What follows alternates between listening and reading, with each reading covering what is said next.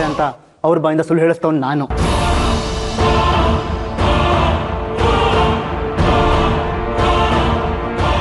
ಅದು ಗೊತ್ತಾದ ಮೇಲೆ ಜಾನು ದುಡ್ಡನ್ನು ವಾಪಸ್ ತಂದುಕೊಟ್ಲು.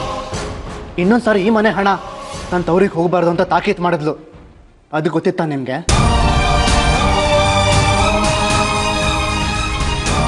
ತುಂಬ ಹೆಮ್ಮೆಯಿಂದ ಇದ್ದೆ. ನನ್ನ ಮೊಮ್ಮಗ ಇಷ್ಟೆಲ್ಲ ಸುಳ್ಳು ಹೇಳ್ಬೋದು ಅಂತ ನನ್ನ ಅರಿವಿಗೆ ಬಂದಿರಲಿಲ್ಲ. ಸಾರಿ ಅಜ್ಜಿ, ನನ್ನಿಂದ ತುಂಬ ತಪ್ಪುಗಳಾಗಿವೆ. ತಪ್ಪುಗಳು ಮಾತ್ರ ಅಲ್ಲ ಶ್ರೀ, ಅಪರಾಧಗಳು ನಿನ್ನಿಂದಾನೇ ಆಗಿರೋದು. ಈ ಪ್ರಪಂಚಕ್ಕೆ ಸತ್ಯದ ಪಾಠವನ್ನು ಹೇಳ್ಕೊಡೋಣ ಅಂತ ಹೊರಟಿದ್ದೆ. ಆದ್ರೆ ನಮ್ಮನೇಲೇ ಆಗ್ತಿರೋ ಸುಳ್ಳಿನ ಸುಳುವೇ ನನಗೆ ಸಿಗಲಿಲ್ಲ. ನಿನ್ನನ್ನು ಬೆಳೆಸಿದಕ್ಕೆ ನಾನು ತುಂಬಾ ಹೆಮ್ಮೆಯಿಂದ ಇದ್ದೆ. ಇವನು ನನ್ನ ಮೊಮ್ಮಗ ಅಂತ ಅಹಂಕಾರದಿಂದ ಹೇಳ್ಕೊಂಡು ಓಡಾಡ್ತಾ ಇದ್ದೆ. ಆದ್ರೆ ನೀನು ನನ್ನನ್ನು ಪಾತಾಳಕ್ಕೆ ತಳ್ಳಿಬಿಟ್ಟೆ. ವಿನಾಕಾರಣ ಯಾರನ್ನೂ ಬೈದವಳಲ್ಲ ನಾನು. ನಿನ್ನ ಸುಳ್ಳಿನಿಂದಾಗಿ ನಂದನ ಮೇಲೆ ರೇಗ್ಬಿಟ್ಟೆ.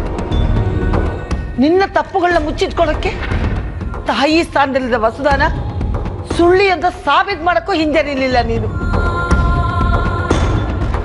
ನನ್ನ ಮಕ್ಕಳಿಗೂ ಕೊಡದೇ ಇರೋ ಅನುಕೂಲಗಳನ್ನ ನಿನಗೆ ಕೊಟ್ಟೆ. ಯಾವುದೇ ಒತ್ತಡಕ್ಕೆ ಸಿಕ್ಕಿ ಯಾವುದೇ ತಪ್ಪು ಮಾಡದೇ ಇರಲಿ ಅಂತ ನಿನ್ನನ್ನು ಸ್ವತಂತ್ರವಾಗಿ ಬೆಳೆಯೋದಕ್ಕೆ ಬಿಟ್ಟೆ. ನಿನ್ನ ಊಟ ತಿಂಡಿ ಹಾಕೊಳ್ಳೋ ಬಟ್ಟೆಗಳಿಂದ ಹಿಡಿದು ನಿನ್ನ ಮದುವೆವರೆಗೂ ನಿನ್ನ ಮಾತಿನಾಗೆ ನಡ್ಕೊಂಡೆ. ಆದ್ರೂ ಈ ಅಜ್ಜಿ ಹತ್ರ ಸುಳ್ಳು ಹೇಳೋಕೆ ಹೇಗೋ ಮನಸ್ಸು ಬಂತು ನಿಂಗೆ? ಎಷ್ಟೋ ಸರ್ತಿ ಸತ್ಯ ಹೇಳೋಕೆ ಪ್ರಯತ್ನ ಪಟ್ಟೆ ಅಜ್ಜಿ, ಆದ್ರೆ ನೀನು ಹೇಗೆ ರಿಯಾಕ್ಟ್ ಮಾಡ್ತೀಯ ಅನ್ನೋ ಭಯ ಅಡ್ಡ ಬರ್ತಿತ್ತು. ನನ್ನ ಹತ್ರ ಮಾತಾಡೋಕ್ಕೆ ಭಯ ಅಡ್ಡ ಬಂತು ಅನ್ನೋದೇ ನನ್ನ ದೊಡ್ಡ ಸೋಲು. ನಿನ್ನನ್ನು ಸಾಕಿ ಬೆಳೆಸೋದ್ರಲ್ಲಿ ನಾನು ಸೋತೋಗ್ಬಿಟ್ಟೆ. ನನ್ನ ಶ್ರೀ ಇಷ್ಟೆಲ್ಲ ತಪ್ಪುಗಳನ್ನ ಮಾಡ್ಬೋದು ಅಂತ ನಾನು ಅನ್ಕೊಂಡೇ ಇರ್ಲಿಲ್ಲ. ಅತ್ತೆ, ಶ್ರೀ ತಪ್ಪು ಮಾಡಿದಾನೆ ನಿಜ, ಆದ್ರೆ ಅವನು ಈ ಮನೆ ಮಗ, ನಮ್ಮೆಲ್ಲರ ಜೀವನ. ಇದು ಒಂದ್ಸಲ ಕ್ಷಮಿಸ್ಬಿಡಿ ಅತ್ತೆ. ಹೌದಮ್ಮ, ಇನ್ನೊಂದ್ಸರಿ ಅವನು ಈ ರೀತಿ ತಪ್ಪು ಮಾಡ್ದಿರೋ ಹಾಗೆ ನಾವೆಲ್ಲರೂ ನೋಡ್ಕೊಳ್ತೀವಿ.